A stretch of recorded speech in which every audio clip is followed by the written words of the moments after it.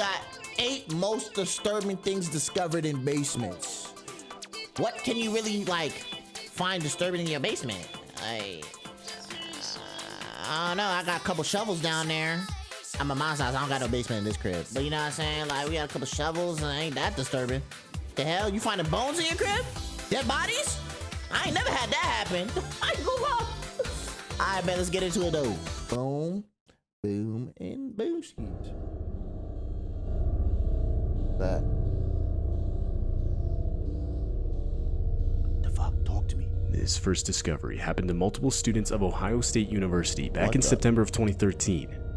The group of students only recently started leasing an off-campus house close to the school. Okay. And it was in this house where they would make a disturbing find in the basement. Ooh. Only a month after moving in, the students would start to notice small yet strange occurrences in the house. Ooh. Things like cupboards, their oven, and even their microwave being left open. Oh yeah, somebody living in that bitch. Somebody living in that motherfucker. Hey yo, Lobo, thank you for the freaking reshop skis. Appreciate you, Gengi. For the reshop scobs. Appreciate you. My guy. You know what I'm saying? Oh yeah, somebody living in that crib. Gotta be.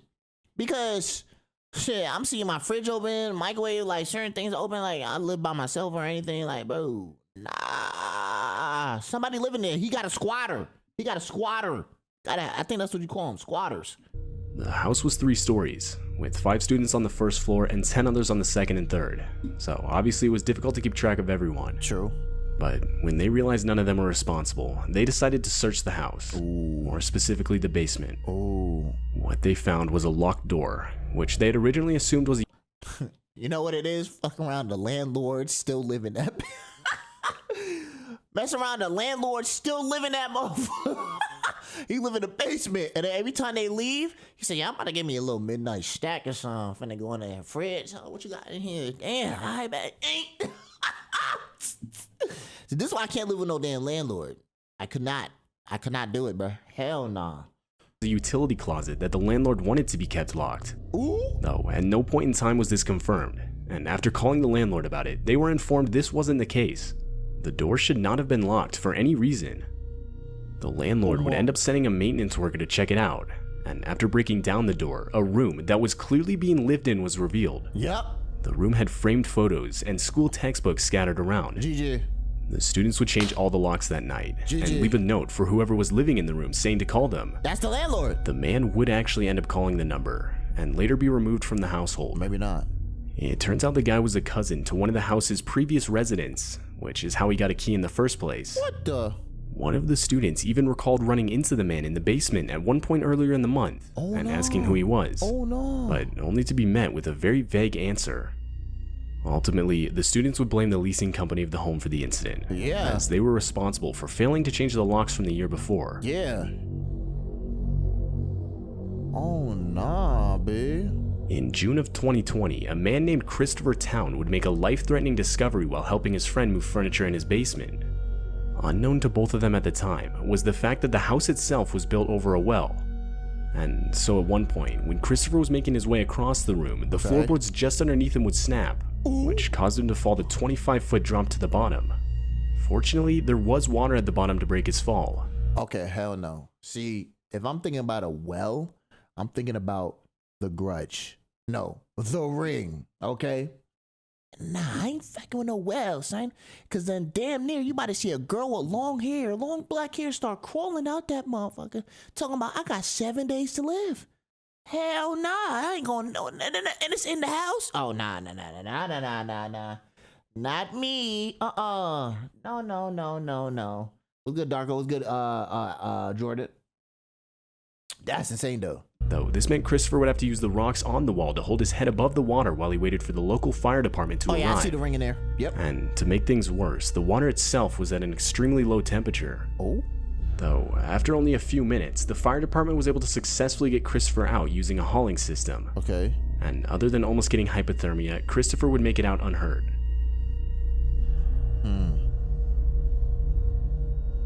Mike Carroll was a man who lived in a small house in Lake Grove, New York, which was the same house he had grown up in. Mike was 57 at the time, and only a few months prior had purchased the house. Oh nah, is there something in the back? While he was in the basement, Mike would make a disturbing discovery. he would find a full set of human bones buried under some dirt. But what makes this find so disturbing is the fact that the bones match the DNA of his father. What? When Mike was only 8 months old, his father was said to have gone missing, and throughout his childhood, he would question his mother about this. But each time he was given a different story. So, of course, this made Mike want to find out for himself what had really happened to his father, which is what gave him motivation to buy his childhood house in the first place. The newly found bones would obviously cause blame for the disappearance to be shifted onto his mother, though she had unfortunately passed away 20 years prior. So somebody bodied that nigga. Bodied him and put him and buried him in the crib. That's crazy. Mom killed Pops. It's a possibility, but they can't tell now. Yo, that's insane. I can't live in a house with like deceased people. Or like, bro, I can't. Because I feel like now their remains is there and like they're probably gonna be staying there and then like niggas watching me and shit. Like, nah, I'm good. This is why I don't like having a house near a cemetery. I can't do it. I can't do it. I can't do no house near no cemetery. I don't want no fucking spirits walking in my fucking shit. Fuck no.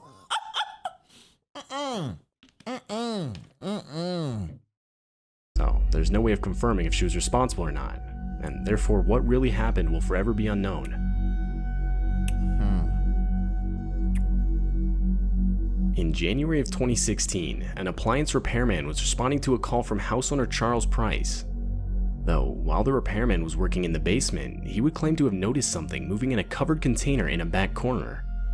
Curious, the repairman would lift off the cover and be met by a 200-pound alligator. But before running, the repairman would capture multiple pictures for proof to show the police. It turns out the house owner had the alligator for more than 20 years and was supposedly using it to help him with the house's mouse infestation. He would illegally keep the creature in a cage in his basement and claimed to occasionally take him out into his backyard. This really some Florida shit. Shortly after the repairman made the report, the alligator was confiscated by local animal control and later released into a better environment. This is some Florida shit for real. This discovery was posted to Reddit by an account under the name Daily Dish.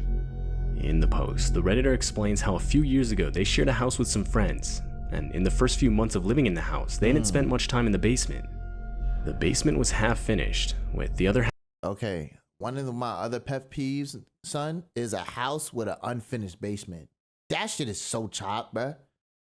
I don't like unfinished basements, bro. Like, if you selling me a crib, make sure the basement is finished. Bro, them shits look chopped. And they be stank for real. No cap. Half being a sort of dirt crawl space that extended under the porch of the house. They went on to explain how one night they decided to explore it more thoroughly. And after grabbing a flashlight, they discovered a black canvas duffel bag in the very back. Nobody got a basement in Scotland? Shit. I know Florida don't got basements neither. So. Back of the dirt crawl space. Disturbingly, in the duffel bag were 2 black ski masks, a hunting knife, and a single black leather glove. What the? The Redditor went on to explain how they decided to call the non-emergency police number and report the discovery, though the police weren't interested. Wow. And therefore the house owners decided to set fire to everything but the hunting knife. Whether that bag had any relation to any sort of criminal activity is still unknown to this day. God damn, the hell? This next discovery comes from a guy who moved into a studio apartment in England. The guy claimed to have moved into the apartment without even viewing the place, and on arrival he would discover something pretty disturbing. So here's the apartment I moved into last week. It's pretty small, pretty nice. Rent was pretty cheap, so I moved in without even viewing the place. Oh, you're wildin'. Why the hell? So, son said, oh yeah, the price? Oh, I'm sold. I don't even gotta view the place. You bugging.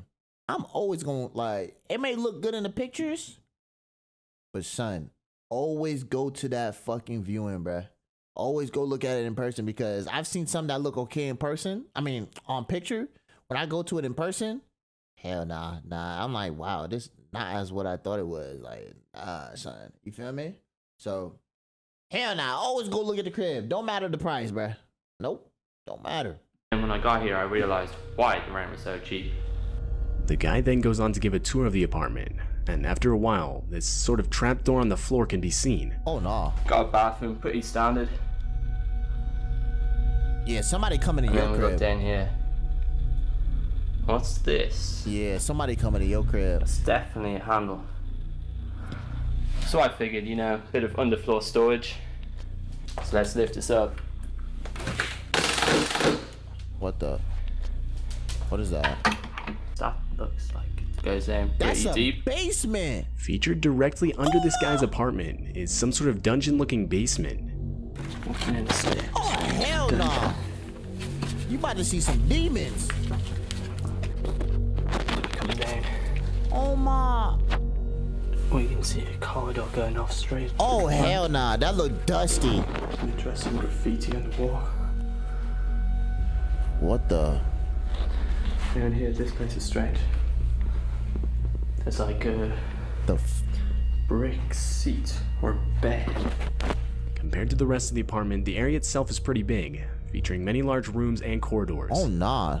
What exactly this area was used for is unclear. That look like it just stank in there. Oh hell nah, bro. Way back in 2002, a homeowner in Jefferson County, Wisconsin found out that That's the a nice crib. foundation of her house was deteriorating. Oh. And so in November, she would apply for a loan to repair the foundation. Oh. But around 2 weeks later, while away at work, she would get a call from the workers hired to do the repair, Okay. explaining how they came across a gruesome discovery. Oh. They explained that as they started to remove the soil from the foundation wall in our basement, Okay. they had unearthed the full skeletal remains of a body. The skeleton was determined to be that of a 50-year-old male. Oh no. Most disturbingly, though, is the fact that after further inspection, it was determined that the house had been built right on top of an ancient burial ground. What? That's estimated to be up to 170 years old. Yeah, you could keep the house, nigga. Don't want that shit no more. Ancient burial ground, my nigga? Son, no. See, I don't play about that. Because then you got the spirits of the bodies of the dead walking in my shit. Hell nah, motherfuckers start haunting yo. Oh. Fact no. no, I'm good. Yo. Experts believe that in all likelihood, hundreds more skeletons are within a close proximity to the one found. What? This discovery would ultimately put a stop to the house's renovation altogether. Yeah, GG. Hundreds? Yeah. Nah. You got me fucked In up. January of 2010, Wally and Linda DeForest would move into their new home in Goshen, Indiana. Though, only a week after moving in, the couple would discover a live torpedo in their basement. What the? Something they obviously weren't aware of beforehand. Son. Both of them noted how old the thing looked, but still obviously active. There That had don't been blow no up your drill cut. holes to indicate it had been disarmed. The couple would end up calling the police, who would send out a bomb squad to extract the torpedo from the property's basement. Oh my. And luckily they were able to remove it without incident.